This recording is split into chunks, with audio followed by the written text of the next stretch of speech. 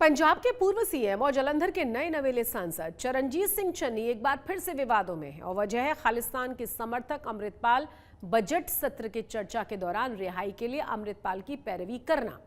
चन्नी को महंगा साबित हो रहा है। अभी हालत अब उनकी ये हो गई है कि उनकी अपनी ही पार्टी ने उनके बयान से किनारा कर लिया है। वहीं बीजेपी अब इस पूरे मामले में चन्नी के बहाने ही सही कांग्रेस पर हमलावर नजर आ रही है।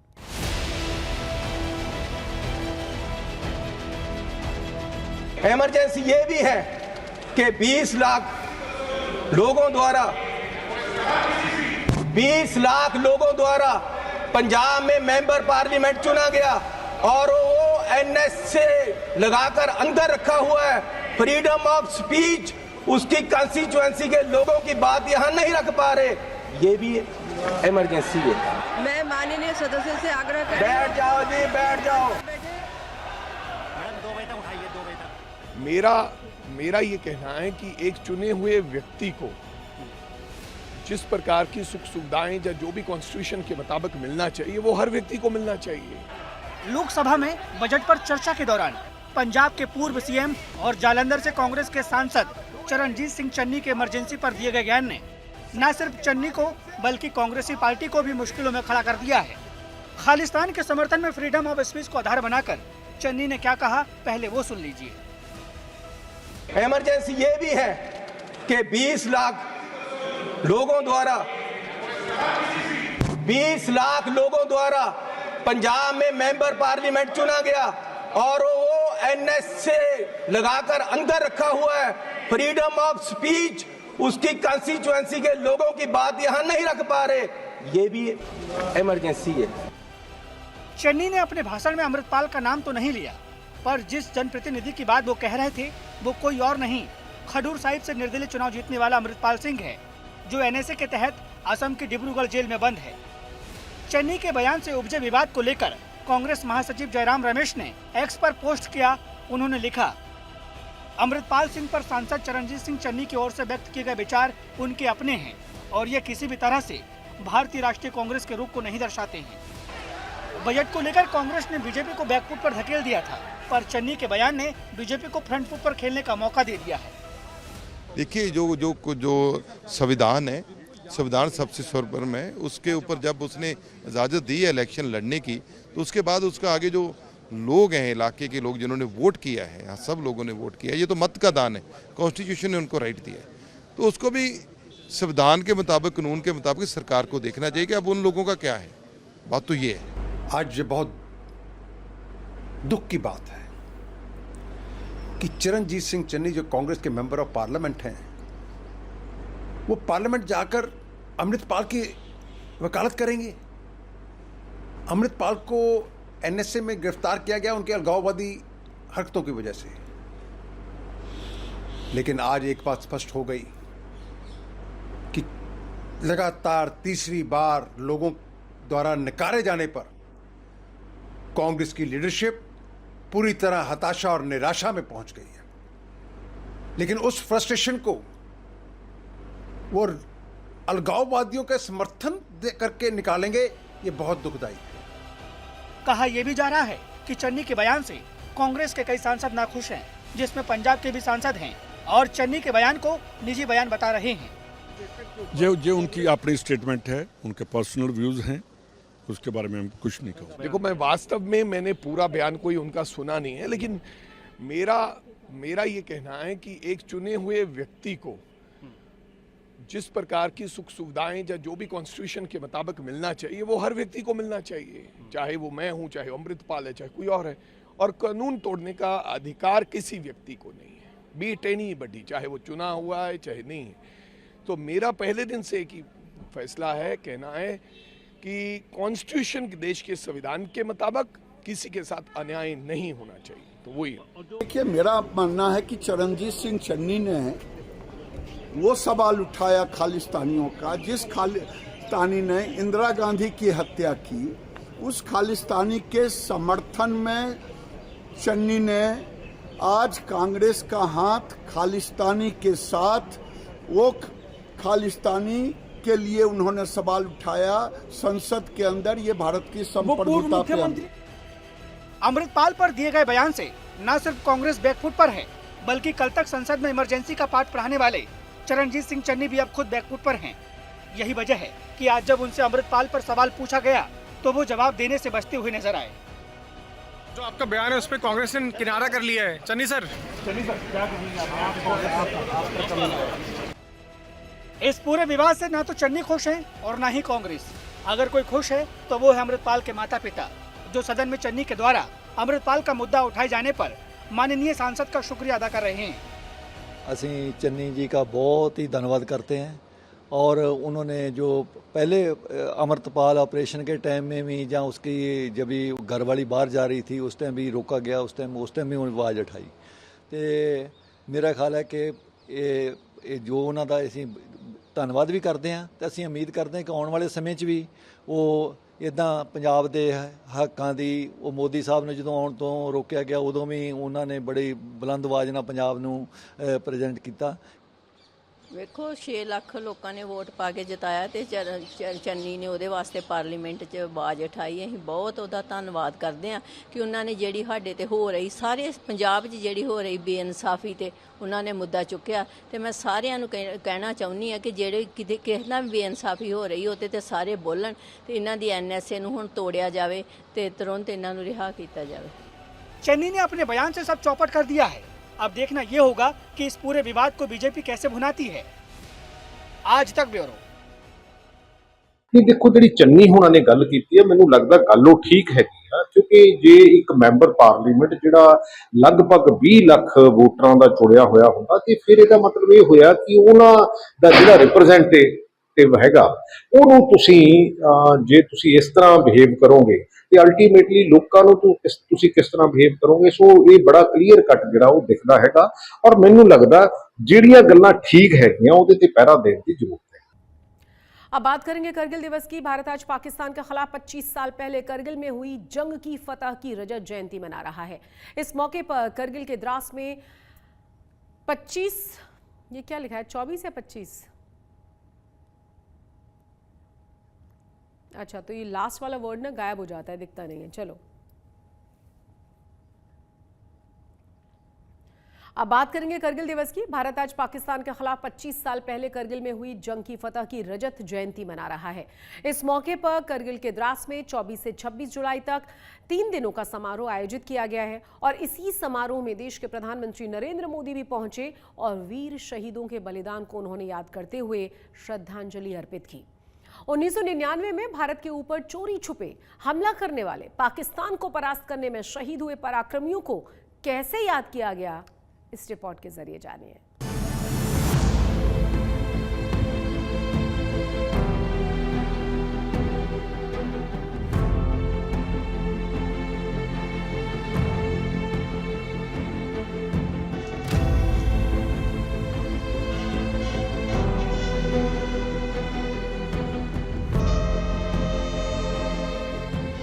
ये नमन है उन वीर शहीदों को, ये स्मरण है उन सपूतों का, ये पुष्पांजलि है उनके अदम्य शौर्य को जिन्होंने भारत भूमि की रक्षा में अपने प्राण न्योछावर कर दिए।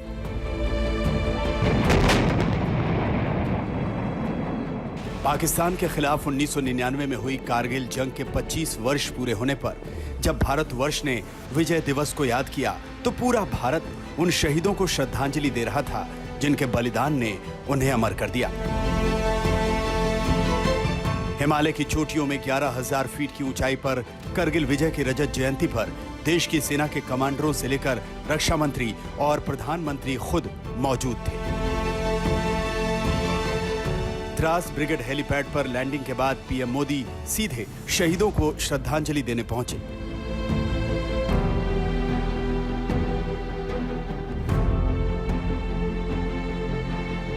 सैकड़ों जवानों, वॉर वेटरन्स और शहीदों के परिवारों के साथ कारगिल विजय दिवस पर इस बार विशेष पुष्पांजलि कार्यक्रम आयोजित किया गया था। जमीन से लेकर आसमान तक कारगिल की विजय गाथा के वीर सपूतों को श्रद्धांजलि अर्पित की जा रही थी। शहीद मार्ग पर शहादत की वो दीवार जहां सर्वोच्च बलिदानियों के नाम स्मारक बनाया गया था, पीएम मोदी ने उस वॉल ऑफ फेम को भी देखा। और आज के जवानों की जुबानी सुनी 1999 के युद्ध की वो कहानी जिसे सुनकर हर भारतवासी का मन शौर्य और श्रद्धा से भर उठता है। आप जिस रास्ते से आए हैं जिसे नेशनल हाईवे के नाम से जाना जाता है। टाइगर हिल की ऊंचाई समुद्र तल से लगभग 16,700 फीट है। टाइगर हिल बाएं, दूसरी नुकीली चोटी, नाम राइनो हॉर्न बाएं, एक हल्का गोलाकार टॉप, नाम 0.4875 को आज हम बद्रा टॉप के नाम से जानते हैं। आपके सामने तोलोलिंग पहाड़ पर दुश्मन के करीब 100 सैनिक थे। ये उनके द्वारा की गई एक गहरी घुसपैठ थी। वहाँ से दुश्मन NH-1 पर प्रभावशाली फायर डाल रहा था। 2 जुलाई की रात दोनों ही बटालियनों ने भिन्न भिन्न दिशाओं से हमला शुरू किया। लक्ष्य कठिन था पर असंभव नहीं।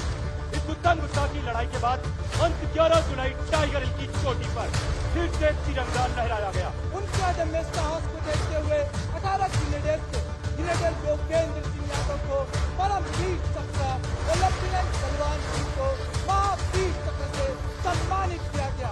0.4875 को उसके आसपास की चोटियों को कब्जा करने की जिम्मेदारी 13 जम्मू एंड कश्मीर राइफल 17 चार व 2 नागा को दी गई। तीनों ही बटालियनों ने 4 जुलाई से लेकर 7 जुलाई तक चले इस संघर्षपूर्ण मुकाबले में अलग अलग दिशाओं से हमला कर दुश्मन को मुंह तोड़ जवाब दिया। 25 बरस पहले के युद्ध की उस विजय गाथा की एक झलक पाकर पीएम मोदी उस संग्रहालय में पहुंचे जहां कारगिल युद्ध में इस्तेमाल हथियारों, साजो सामान और शहीदों की स्मृतियां सजोकर रखी गई थी। हिमालय की जिन चोटियों पर युद्ध हुआ था उसका प्रतिरूप पीएम निहारे जा रहे थे। एक अधिकारी उन्हें युद्ध के दौरान के हालात बता रहे थे। इस संग्रहालय में शहीदों की स्मृतियां, उनके साजो सामान, युद्ध में विजय और शहादत से जुड़ी हर एक याद को खूबसूरती के साथ संजो कर रखा गया था। छोटे बड़े हथियारों से लेकर ग्रेनेड लॉन्चर, जवानों के इस्तेमाल करने वाले गैजेट्स से लेकर उनकी यादगार तस्वीरों तक पीएम मोदी हर एक चीज को गौर से देखते हुए जा रहे थे, कहानी सुनते जा रहे थे। शहीदों की चिताओं पर लगेंगे हर बरस मेले, वतन पर मिटने वाले का यही नामो निशान होगा। करगिल वार मेमोरियल पर प्रधानमंत्री की तरफ से दी गई श्रद्धांजलि और फूलों का दस्ता अभी भी यहाँ पर सजा हुआ है, लेकिन प्रधानमंत्री ने यहाँ करगिल के शहीदों को श्रद्धांजलि देने के साथ साथ विपक्ष को भी जमकर कोसा। संग्रहालय से निकलने के बाद पीएम मोदी ने वहां कारगिल युद्ध में शहीद हुए जवानों के परिवार के साथ मुलाकात की और तस्वीरें खिंचाई। अशरफ वानी के साथ गौरव सावंत, द्रास, आज तक।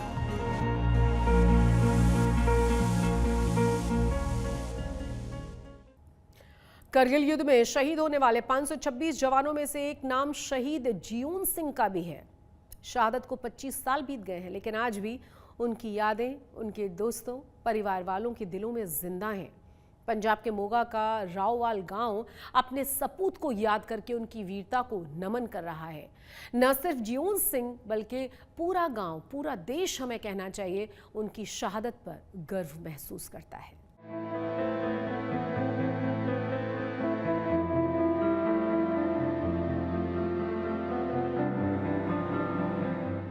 शहीद जियोन सिंह पंजाब के मोगा जिले के राववाल की शान है। इस पूरे इलाके को अपने इस वीर सपूत पर गर्व है जिसने कारगिल युद्ध में अहम भूमिका निभाई और अपने प्राणों की आहुति देकर मुल्क की हिफाजत की। वो 2 जुलाई 1999 का दिन था जब जियोन सिंह की शहादत की खबर आई। बेशक इस परिवार के लिए जियोन सिंह की कमी कोई पूरी नहीं कर सकता, लेकिन ये भी सच है कि फर्ज के लिए जान न्यौछावर करने वाले माटी के इस लाल के बलिदान को कभी भुलाया नहीं जा सकता। किसान परिवार में जन्मे जियोन सिंह का बचपन से ही फौज में जाने का सपना था और वो सपना पूरा हुआ साल 1994 में जब जियोन सिंह 8 सिख बटालियन में भर्ती हुई।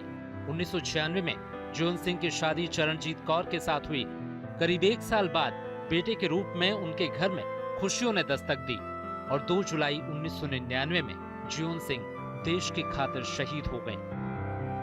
हाँ, बहुत ਵਧੀਆ ਸੀਗੇ, ਸੁਭਾਅ ਬਹੁਤ ਚੰਗਾ ਸੀ।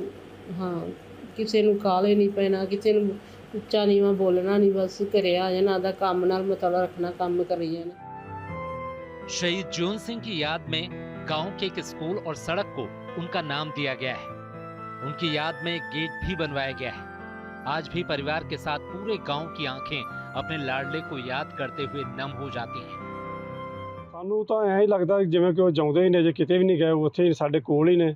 ਪਰ ਡੈਥ ਭਾਵੇਂ ਉਹਨਾਂ ਦੀ ਹੋ ਚੁੱਕੀ, ਪਰ ਹਰ ਸਾਲ ਉਹਨਾਂ ਦੀ 2/7/1999 ਨੂੰ ਪਿੰਡ ਬਰਾਮ ਕੇ ਵਿਖੇ ਉਹਦੀ ਬਰਸੀ ਬਣਾਈ ਜਾਂਦੀ ਹੈ। ਉਹਨਾਂ ਦੇ ਨਾਂ ਤੇ ਸਕੂਲ ਬਣਾਇਆ ਗਿਆ ਜੌਨ ਸਿੰਘ ਦੇ ਨਾਂ ਤੇ। ਜਦ ਬੱਚੇ ਪੜ੍ਹਦੇ ਆ ਵੀ ਸਾਡੇ ਇਲਾਕੇ ਦੇ ਵਿੱਚ ਹੀ, ਉਹਨਾਂ ਬੱਚਿਆਂ ਨੂੰ ਵੀ ਇਸ ਗੱਲ ਦਾ ਮਾਣ, ਇਲਾਕੇ ਨੂੰ ਵੀ ਸਮੁੱਚਾ ਮਾਣ ਹੈ ਕਿ ਉਹਨਾਂ ਦੇ ਨਾਂ ਤੇ ਜਿਹੜਾ ਇਹ ਸਕੂਲ ਹੈ ਇਹ ਬਣਾਇਆ ਗਿਆ ਹੈ। ਤੇ ਬੜੀ ਵੱਡੀ ਗੱਲ ਹੈ ਕਿ ਸਕੂਲ ਜਿਹੜਾ ਜੋ ਸ਼ਹੀਦ ਹੈ ਉਹ ਵੀ ਸਦਾ ਜਿੰਦਾ ਹੈ, ਔਰ ਸਕੂਲ ਜਿਹੜਾ ਇਹ ਵੀ ਰਹਿੰਦੀ ਦੁਨੀਆ ਤੱਕ जिंदा रहेगा, क्योंकि ये जरा बड़ा बड़ा नाम है। ये वीरों की पावन धरती है। यहाँ रणवीरों की यादों को दिलों में संजो कर रखा जाता है। मोगा का राववाल ही नहीं, पूरे देश को अमर जीवन सिंह की शहादत पर गर्व है।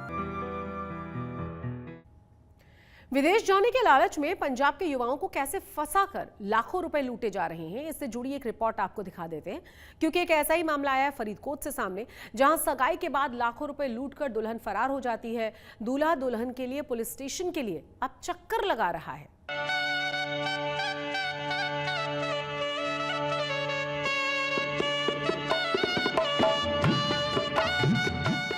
शादी करके फंस गया यार, अच्छा खासा था कुंवारा। जी हाँ, फरीदकोट के गुरप्रियार सिंह के मन में आजकल यही ख्याल बार बार आ रहा है, क्योंकि विदेश जाने की हसरत दिल में सजो कर बैठे गुरप्रियार सगाई के बाद अपनी दुल्हन के लिए दर दर भटक रहे हैं।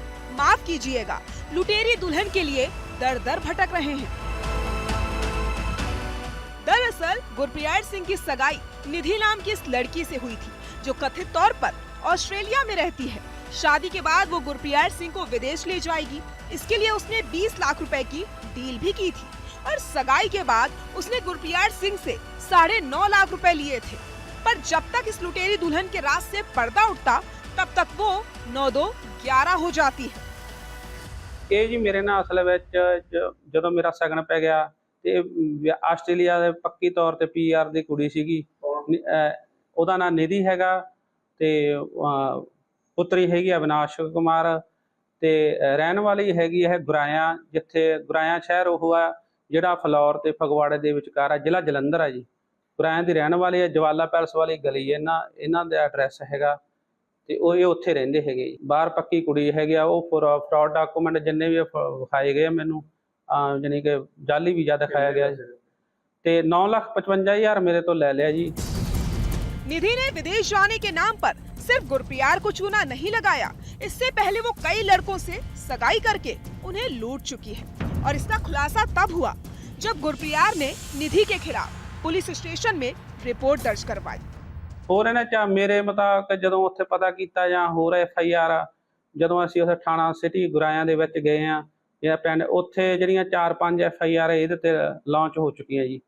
ਤੇ 4-5 ਥਾਵਾਂ ਤੇ ਇੱਕ ਮੁੰਡਾ ਤਾਂ ਜਿਹੜਾ ਮਲੋਟਾ ਅਖਬਾਰ ਦੇ ਵਿੱਚ ਖਬਰ ਵੀ ਲੱਗੀ ਆ, ਉਹ ਖੁਦਕੁਸ਼ੀ ਵੀ ਕਰ ਗਿਆ ਤੇ ਵੀ ਜਾਨੀ ਕਿ 7.5 ਲੱਖ ਰੁਪਇਆ ਦਿੱਤਾ ਜੀ, ਉਹਦੇ ਨਾਲ ਵੀ ਠੱਗੀ ਵੱਜੀ ਆ, ਉਹ ਮਲੋਟ ਪਿੰਡ ਔਲਖਾ ਜੀ। इस मामले में पुलिस ने 4 लोगों पर धोखाधड़ी का केस दर्ज करके एक शख्स को अब तक गिरफ्तार किया है, वहीं 3 लोगों की गिरफ्तारी अब तक बाकी है।